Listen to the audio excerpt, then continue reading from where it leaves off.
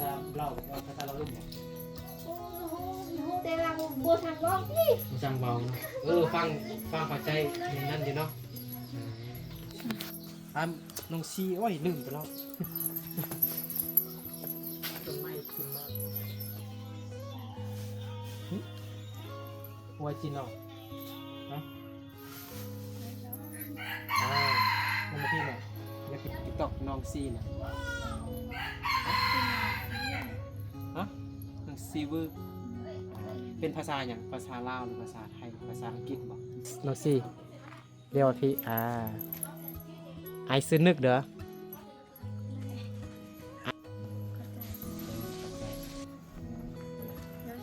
ย่อยชงเนาะบ๊ายบาย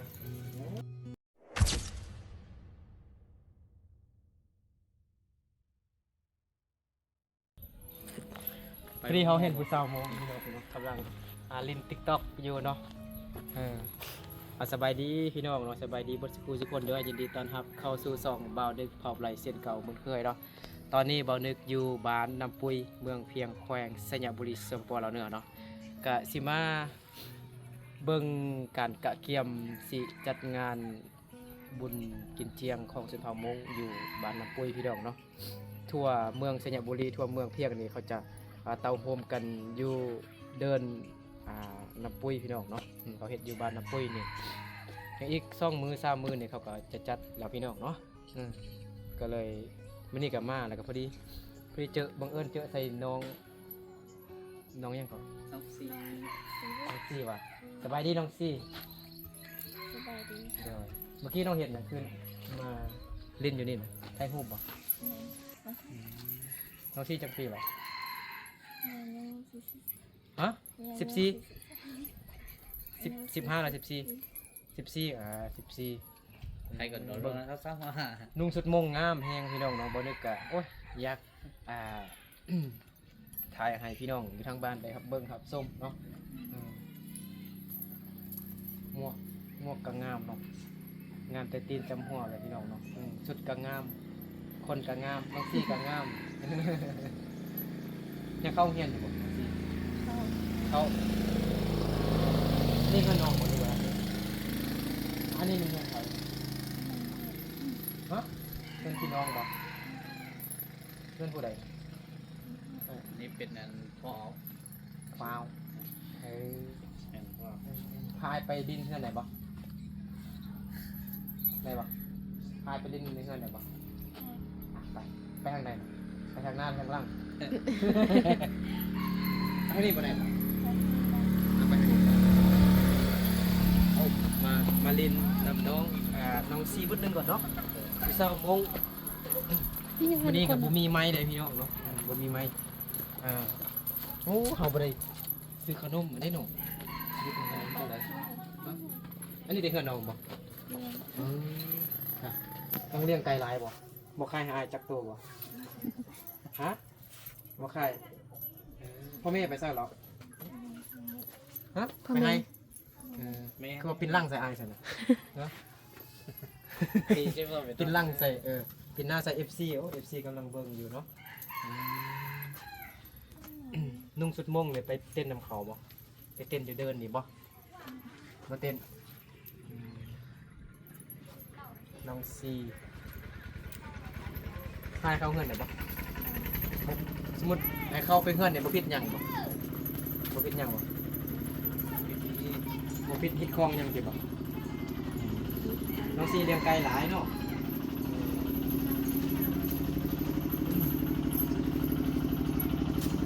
นี่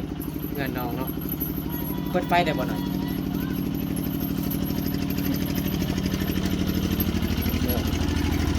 ตัวอย่างเนาะปลาโต้เงินใหญ่แท้มีเครื่องคล้องหลายเนาะเข้าก็หลายเด้นี่เข้าหรือมักเดือย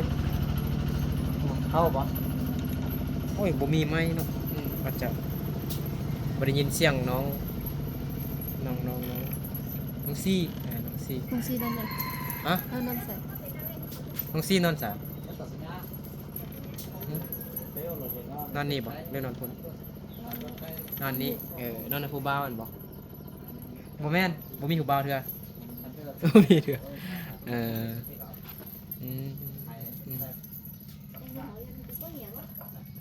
ืมไปเข้าไปได้บ่ไกลนะเอาผู้ใดนั่งอยู่นี่น้องบ่สบายดีไอ้น้องมาบ่กัดบ่นั่นมาบ่กัดบ่อันนี้ซื้อหยังนี่เอาคือผู้ใหญ่ก็เอื้อยเด้หนูซื้อหยังก็สบายดีสบายดีเอ้าบ่เห็นหน้าเด้ปิ้นมาทางอายนี่สบายดีต้องบ่ต้องปิ้นร่างให้เขาเด้ปิ้นหน้ามาอีกบ่เห็นหน้าเด้เอ้าคือผู้ใหญ่กว่าเอื้อยเด้เนาะสบายดีเอาแฮงได้บ่ เป็นเพื่อนอายจักหน่อยเด้เนาะซื้อยังก่อนไอ้ลืมละชื่อนางปลาเซียว ปาเซียน้องปาเซียน้องปาเซียน้องซีฮอแมนมงยังหน่อย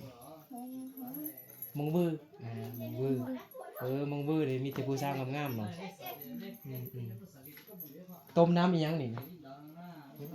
ไอ้ยังนี่ได้บ่ ให้ตู้ได้เลยบ่ ฮะ ให้ตู้ได้บ่ ให้ตู้ได้ก่อนให้ตู้ได้บ่ให้มันเกินนั่งลิ้นมาเบิ่งวิธีชีวิตอันนี้มันอยู่ทางนี้ถ้ามาร่วมกับซ่องไวโดนี่กันต้มมายังนี่นะน้องปาเซียไม่บอกปาเซียซื้อม้วนแท้ปาเซียบ่มีชุดมงบ่ฮะบ่มีมีแต่ของเอ้ยเปลี่ยนกันนุ่งบ่เคยเปลี่ยนกันนุ่งบ่เพิ่นถ่ายรูปบ่เปลี่ยนเลยอันนี้เป็นน้องซีซื้อเองบ่มีอยู่มีชุดมงน้องปาเซียเข้าเรียนบ่ยังเข้าเรียนบ่ฮะบ่เข้าเรียนเอา นั่งนั่งลงก็ได้หนึ่งบอกแล้วนั่งลงก็ได้ เฮ้ยบ่นั่งสิให้นักมานั่งใส่นั่งยากกว่าดอกมันบอกใส่ชุดมงโตมียังนี่สบายดีแม่สบายดี ตุ้นมาก็มากินกับเขา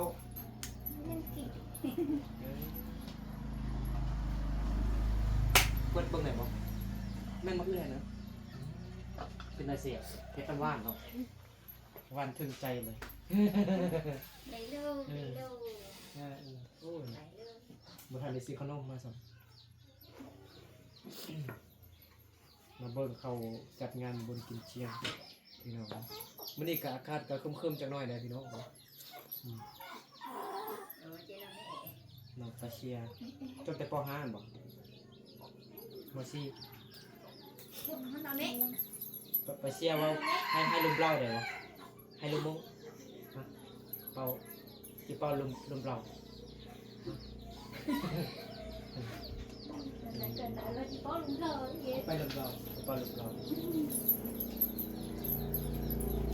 ปีนี้ได้เข้าหลายบ่ ไปเนาะ ปาเชียให้ถามปาเชียก่อนปาเชียน่าจะพูดภาษาลาวหลายบ่ปาเชียปีนี้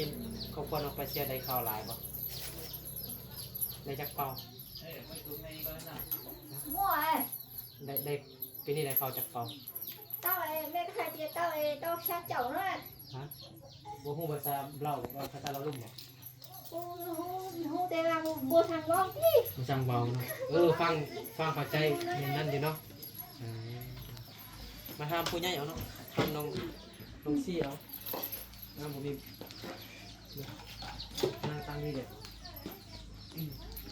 อันนี้บ่นั่งกินข้าวบ่เนี่ยเบิ่งแม่น้องปาเซียนนี่คือว่าคุ้นๆอยู่คือว่าเรียนอยู่คิวแคมป์อยู่นะพี่น้องอยู่ทางคิวแคมป์บ่อยู่บ้านคิวแคมป์บ่ จังเห็นอยู่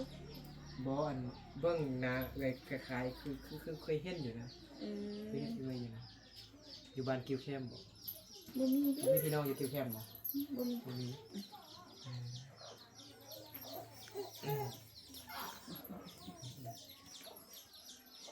พากันกินข้าวแล้วบ่บ่แจ้งบ่ บ่แจ้งกันบ่ ยิงงับไปพุ่นบ่มีบ่นั่งอยากนั่งอยู่บ่นี่ออกมาเนาะ ไป ไกล ไปนี่เต้าชี้ๆน่ะก็พูดแล้วเด้อเจ้านะไป น้องซี่ออกมานอกบ่นึกอ่ะ พายอยู่นอกนี่ก็ได้มันแจงๆดีอันนี้อันนี้เฮือนไผตัวติดกันบ่แม่นเฮือนน้องบ่แม่นเฮือนเฮาบ่แม่นอันนี้เฮือนเฮาบ่ Ngắt tao xé nó rồi. น้องซีโอ้ยลืมไปแล้วต้นไม้ขึ้นมาข้ามมะม่วงก็น้องซีบ่บ่นี่เห็นบ่น้องซีเว้าอีหยังได้บ่อันนี้ก็เฮือนน้องซีบ่ Nên mình ไม่เท่าไม่เท่า ว่าได้ยินเสียงอันอันนี้มันเรียนแทบบ่เนาะอนุญาตจับได้บ่อนุญาตเขาเป็นเรียนแท้ติเป็นของแท้บ่บ่เป็นของแท้ละของหยังของปลอม เออตอนซื้อนี่ราคาเท่าไหร่ชุดมุงบ่แม่น5 ล้านน่ะบ่ฮอดนะงามปานนี้ฮอดอยู่ติล้านปลาย2 ล้านนี่บ่ thật ra ปลูกต้นไม้หลายกับอากาศเย็นดีมะขามนี่หวานหรือสมมะขามหวานหรือสมบ่ได้กินเหรอบ่ได้ชิมฮะตั้งแต่มีพวกมะขามนี่มานี่น้องบ่เคยกินเหรอบ่มากินมะขามบ่จังนี่บ่ ใช่เนาะ ลองดูงามน้องซีงามที่สุดเลยเอาไปเป็นนางงามได้เลยก็บ่ไปฟ้อนนำเข้าเดี๋ยวเมื่อกี้เห็นเขาฟ้อนอยู่น้องซี con vào đây ไอฟ้อนได้บ่ไอมืออ่อนอยู่บ่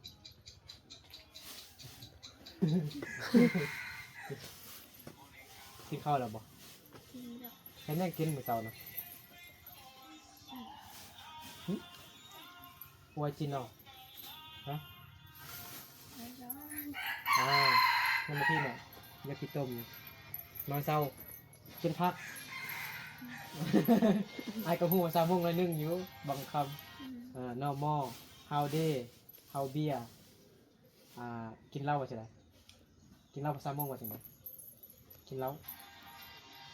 thì nó mình đang แม่น แล้วเขาจะ เฮาเจอก็ได้ยินเขาเว่าอยู่แต่ว่าลืมไอ้เคยไปไทยเคยสัมภาษณ์ผู้สาวมงหลายบอนแล้วอยู่แคมป์อยู่ใส่อยู่ห้วยสะแงมอยู่ห้วยแกงอยู่ห้วยพวนแล้วก็อยู่น้ำยาบแดงแล้วก็น้ำปุ้ยก็เคยสัมภาษณ์อยู่เนาะน้องฮู้น้องเซ็งบ่น้องฮู้น้องปลายงบ่น้องฮู้นะน่าจะประมาณหมู่สนิทกันติน้องซีนี่แต่ละมื้อนี่เฮ็ดกินบ่หรือว่าพ่อแม่เฮ็ดน้องเฮ็ดบ่ hết เก่งแล้วสนะยืนอยู่เมื่อยบ่ เอ้าตั้งหนังก็ได้ มาทำความรู้จักกับน้องซีก่อนเพราะนั้นเราเอาเบอร์น้องซีไว้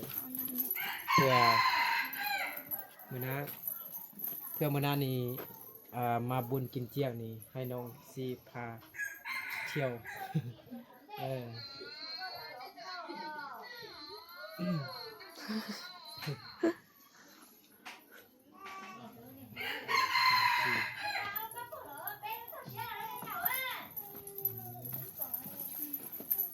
น้องซีเฮ็ดให้เฮ็ดส่วนแดงเนี่ยมาพี่หน่อยมันขี้ต้มมานั่งพี่มันต้องยัดนี่เอาตั้งมันนั่งมันต้องยัดให้บ่เป็นโจรหรอก เห็นหมดบ่โอเคบ่ น้องซีเฮ็ดให้เฮ็ดส่วนแดงบ่เฮ็ดนาบ่เฮ็ด nó hết เฮ็ดให้ภูเขาเห็นบ่ปีนี้ได้จักเป่าเขานะประมาณจักเป่าฮอด100บ่ไทยมาหมดกันก็ว่าบ่ได้ยินเสียงน้อง nó บ่ฮู้เห็นอยู่น่าจะฮอดอยู่40-50เป่าบ่วงมักเดือยได้แม่นบ่ฮะฮู้มักเดือยบ่ฮู้มักเดือยบ่มักเดือยนี่ได้หลายบ่ nó lại มู้แหละ ปิกหลัง น้อง ใส่ ซีอายได้จักหน่อยได้เนาะเพื่อนๆเลยครั้งแรกเลยมาถ่ายกันตื่นเต้นจักหน่อยเนี่ยเคยมีคนมาถ่ายบ่มาถ่ายคลิปนี่คืออายบ่บ่เคยมีแต่ถ่ายคนเดียวเหมือนบ่จักหน่อยอากาศสิเต้น TikTok นำน้อง สอนอายเด้อคนดังตี้นี่เห็นบ่คนติดตามอยู่ใน TikTok จักพันแล้วเบิ่งดูจักพันฮอดแสนแล้วติฮอดล้านแล้วบ่น่ะจักพัน 1,000ปาดไล่ก็อายสั่นอายคนติดตามมีแต่10 คนฝากติดตามมาเด้อเมื่อวานนี้อันฟรีทายน้องปายงพี่น้องเนาะทายน้องปายงเราสิตั้งกล้องไว้นะแล้วกล้องล้มแล้วไม่เว้าหั่นนะหักเนาะตัวที่เสียบเข้าอันโทรศัพท์อันนั้นมันหักก็เลยกำลังสั่งใหม่อยู่พี่น้องเนาะสั่งมาอยู่ราคา600-700-800 บาทนี่แหละ400,000 ปลาย400,000 500,000นี่แหละกำลังสั่งมาตัวใหม่โอ้ยเนาะมาขนาดนี้จักพันคนติดตาม 4,000 บ่ 40,000 4,000บ่คนติดตามหลายคนดังตัวนี่คนเบิ่งหลักแสนหลักล้านพุ่นเด้ซื้อว่าจังได๋ก็ใส่นางซี บ่เสื่อน TikTok น้องซีน่ะ คือนางซี ฮะน้องซีเวอร์เป็นภาษาหยังภาษาลาวหรือภาษาไทยภาษาอังกฤษบ่ภาษามงภาษามงภาษามงเนี่ยน่าจะคนหาซื้อTikTok น้องซีน่ะอาจจะยากอยู่ได้เบิ่งเข้าไปอีกดูไอ้สิเบิ่งดูเบิ่งซื้อ TikTok น้องเพื่อมี FC บอกให้ FC ติดตามน้องบ่แม่นแนวใดเป็นเดี๋ยวเป็นภาษาลาวอาจจะยากอยู่เลยเนาะซีวือเนาะซอซางสระอีตะวอวีสระอือซีวือเนาะFC ทางฝั่งไทยนี่น่าจะยังยากอยู่ได้บางคนเบิ่งอันคือมีคนเบิ่งหลายอยู่ได้เมื่อกี้ฮอดหลักแสนผมบ่อนุญาตว่า40,000 30,000คนเบิ่งธรรมดาเลยเนาะนี่เบิ่งโมนะ FC ติดตามน้องหน่อยเด้อนี่ฝาก TikTok น้องเด้อใครอยากเบิ่งน้องซีวือนุ่งสุดมงงามๆแล้วเข้าไปเบิ่งTikTok น้องเนาะชื่อ TikTok น้องมันเป็นภาษาลาวเด้อเนาะซีวือว่าซั่นเนาะเอาปิดซะมื้อไอ้เว้าอยู่ผู้เดียวโอ้เฮานั่งคุยนั่งลมกับคนดังตัวนี้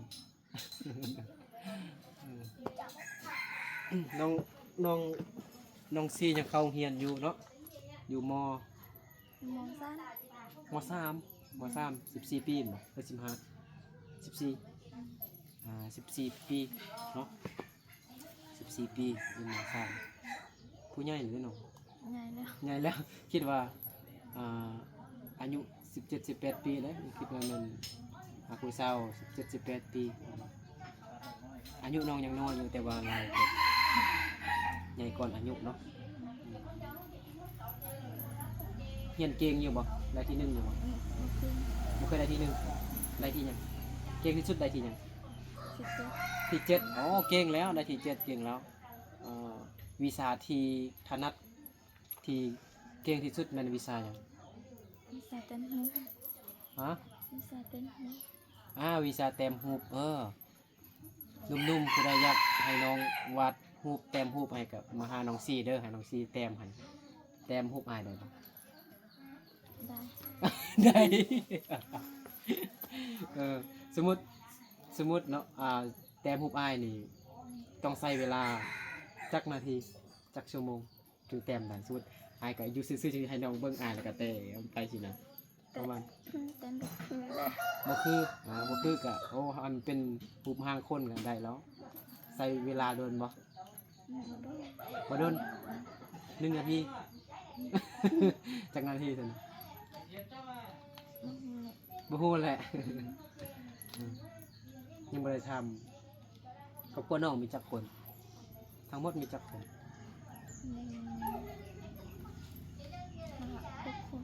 มี6 คนอืมมีพ่อ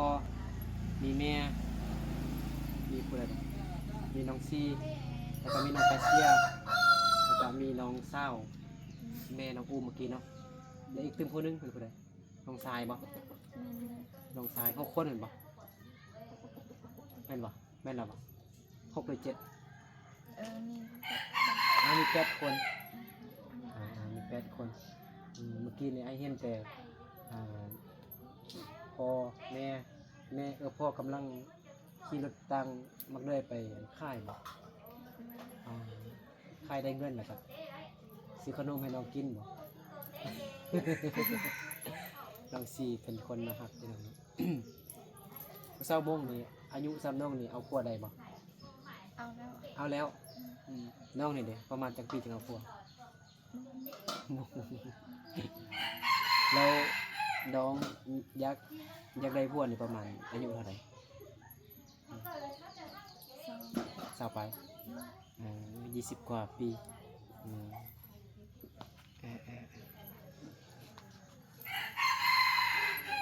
ไปเฮ็ดให้นี่ไกลบ่น้องไปทางน้ำยับบ่ไกลถ้าย่างไปเด้จักชั่วโมงถ้าย่างไปจักชั่วโมง ฮะ30พอชั่วโมง1 ชั่วโมง1 ชั่วโมงคันขี่รถมีจังนาที10 20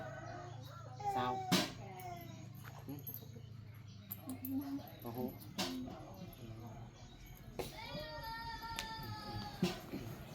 กินมะข้ามเด้เนาะแล้วให้น้องซีขึ้นเอามะข้ามหากินเลยไอ้ซื้อนึกเด้อ ไอ้ซื้อนึกเด้อน้องซีเรียกว่าพี่ไอ้ซื้อนึกเด้อไอ้ซื้อนึกไอ้แนะนำซื้อไอ้ซื้อนึกเด้อไอ้มีลูก10 คนเหรอไอ้มีลูก10 คนเหรอเสื้อบ่ น้องบ่เข้าใจไอ้ยอกให้ซื้อไอ้ว่ามีลูก10 คนไอ้ยอกซื้อเด้อไอ้ยังบ่ทันมีลูกเลยมักผู้เบาทางฝั่งไทยบ่เห็นผู้เบาไทยรอบ่ฮู้เคยไปไทยบ่เคยเนาะอายุบ่ฮอด18 ปีเถอะอยากเห็นน้องซีฟ้อนแบบคืออันเขาเจ้าเด้เมื่อกี้เขาฟ้อนงามๆอยู่พุ่น น้องซีอันยิ้มงามๆโอ้มื้อนี้มารพี่น้องเนาะมารผู้สาวเด้มาเจอบังเอิญเจอน้องซีวือเนาะมีผู้บ่าวเลยบ่มีโสดจักเปอร์เซ็นต์ฮะ100%แม่นบ่บ่ฮู้ว่าสิได้ยินเสียงน้องซีอยู่บ่เนาะน้องซีคนงามปาดจ้าน้องซีเลี้ยวเบิ่งกล้องเบิดหนึงก่อนยิ้มกูงามนี่เนาะเป็นตาหักตาแพงพี่น้องเนาะน้องซีเคลื่อนๆให้อายจักหน่อยได้มาไทยครั้งแรกเด้ตอนนี้เงินเด็ดยังอยู่บ่หมดแล้วอาสิเติมบัตรให้เด้อ5 บัตรกลุ่มจักมือ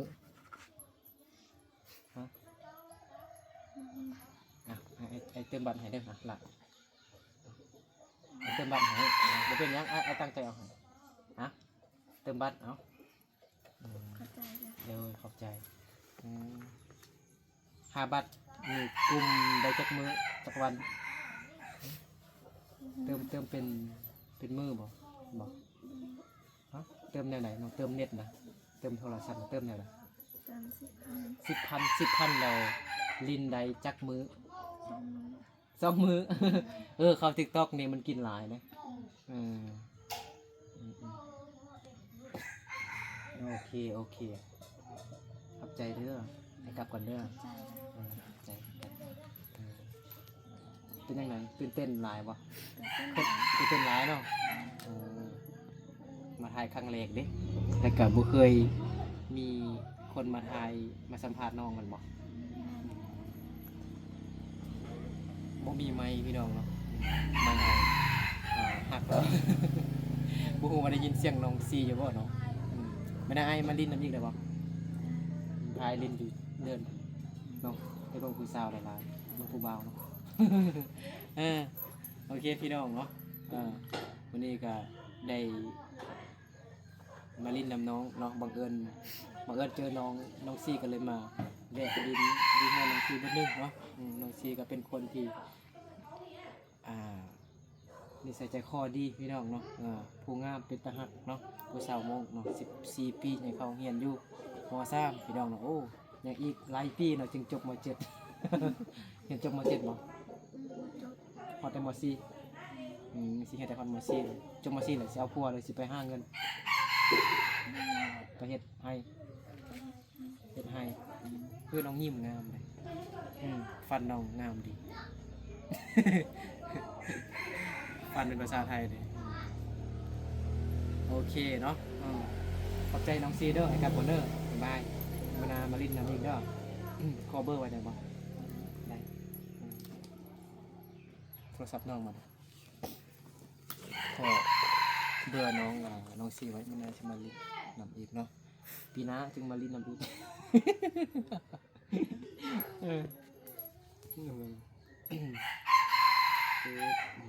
น้องอ่านมาเลย 7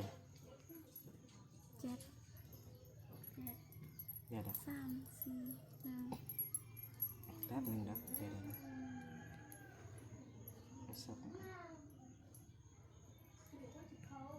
0207 1ดูว่า7 1นี่ก็7เนี่ย 3 3 4 1 6 5 2หมดแหละ1 2 3 4 5 6 7ก็คือมีแต่7ตัวสองแล้ว7 3 4 1 6 5 2ตัวนี้ ไอ้เบิ่งได้ มาไอ้เบิ่งกัน7777ลืม7ตัวนึงเนาะไอ้ทัก5อย่าพี่คุยเด้อต้องอายหน่อยเด้อ บางคนนี่ผู้สาวน้ำปุ้ยนี่2 คนอายเคยขอเบอร์ได้เบอร์เลยครับทัก5บ่ตอบเลยบางทีบอกไอ้ซะว่า ยันไอ้มา5ยันไอ้มาลิ้นนำยันไอ้มา5ยันไอ้มาลิ้นนำอีกนะบางทีอาจจะเขาเจ้ามีผู้บ่าวเราถ้าไอ้มา5เรายันเข้าใจผิดกับผู้บ่าวนะโอเคต้นห้องที่ บ๊ายบายน้องซีมันน่าไอติ๊กต็อกไอ้บอกไอ้บนติ๊กต็อกไอคอนไอ้ได้ในยูทูบเลยมียูทูบบอกยูทูบแล้วพวกยูทูบบอกนี่ไอซีลงคลิปน้องยูทูบเด้อติดตามไปเด้อแต่ไอยังบ่ฮู้ว่าไอซีลงมือดาวเทื่อเด้อเพราะว่ายังมีคลิปหลายมีภาษาไทยบ่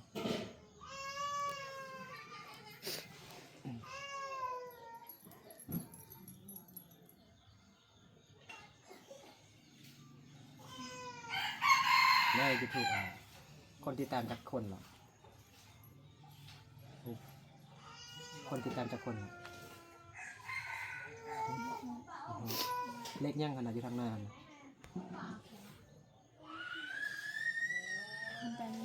ฮะ จะเป็นคนดัน จะเป็นคนดังจะเป็นคนดัน คิดว่าน้องซีสิว่าให้จะเป็นความดัน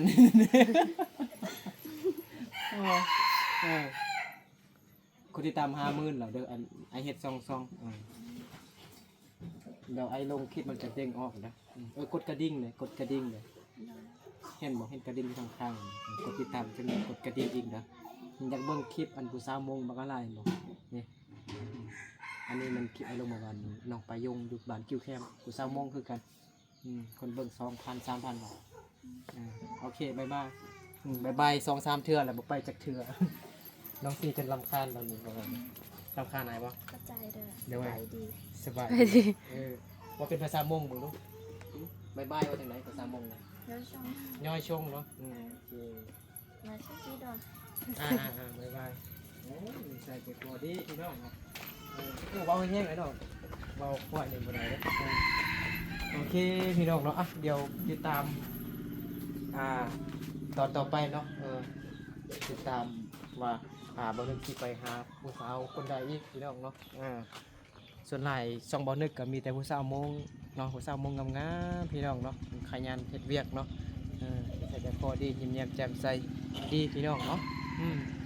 โอเคเอาสำหรับคลิปนี้บ่นึกก็ขอลาพ่อแม่พี่น้องเบิดสุขสุขคนไปก่อนเนาะเอาอยู่ดีมีแห้งเบิดสุขสุขคนเด้อเจอกันในคลิปต่อไปเนาะ